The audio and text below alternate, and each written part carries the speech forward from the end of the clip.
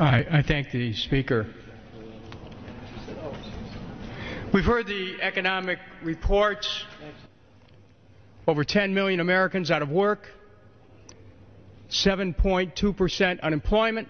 Some say that unemployment could go to 10%. We could be looking at 12 million Americans out of work. The productive capacity of this nation is not being used. It's withering. We have to put America back to work. Our program actually is pretty simple. Jobs, jobs, jobs. Put people back to work with good-paying jobs. How do you do that? You go back to that old-time religion of FDR, reflected in the New Deal. He rebuilt America. There's over $1.6 trillion in infrastructure needs that are unmet, that can't be met by local or state governments. The stimulus package that we heard discussion about does want to do something about addressing infrastructure that's significant. We should support that. But we also have to look at our experience, and we don't want to be tarped again in this Congress. Because this Congress voted for a $350 billion bailout of banks. I didn't vote for it, but the House and the Senate voted for it.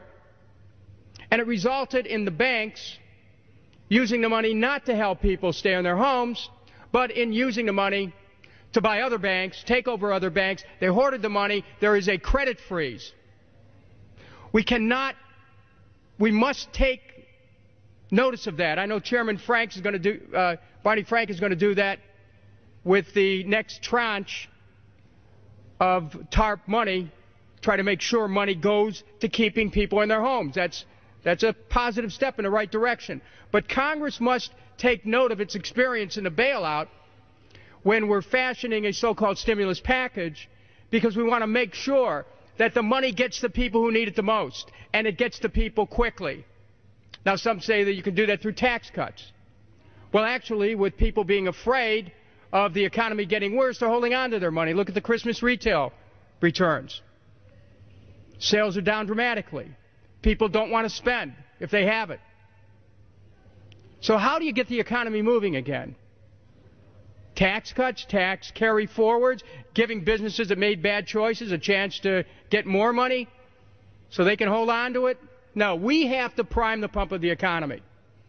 And the way you prime the pump of the economy is that you create millions of jobs, putting people back to work, rebuilding our roads, our bridges, our water systems, our sewer system. That's infrastructure. But there are some broader issues here we have to look at. The banks have shown that they can't be trusted with the American economy. That's generally been the case, but now it's out in the open, $350 billion later. In 1913, the money power of the country was taken away from the people. By constitutional privilege, it belongs with the Congress, but it was given up in the Federal Reserve Act.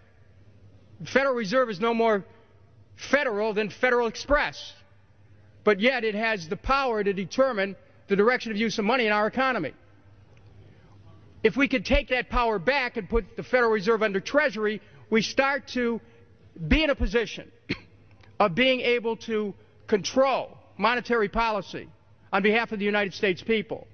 We also have to address the issue of the fractional reserve system, which is how banks create money out of thin air. And then as they do that, they've created the conditions where we've had this kind of Ponzi scheme collapsing, banks and the hedge funds working together. So we have to halt the bank's privilege to create money by ending the fractional reserve system. Past monetized credit would be converted into U.S. government money, and banks would act as intermediaries, accepting deposits and loaning them out to borrowers. Fine. But then, with the ability to control our fortunes, we then, once we control money again, we spend the money into circulation and infrastructure. Not just the physical infrastructure, but also on health care. We not only can address housing needs, rebuilding America's infrastructure, but we can also get people the health care they need in this country. We can enable children to stay in school or to go back to school. We really have the opportunity to take control of our own destiny again. But we can't go back to the same old, trickle down economics. The trickle never gets down. The invisible hand of the marketplace is in the hands of the is in the pockets of the American taxpayers. The invisible hand of the marketplace in the pocket of American taxpayers. Let's rebuild America. Let's reclaim our economic destiny, and let's do it as a Congress united, working with the new administration. Thank you.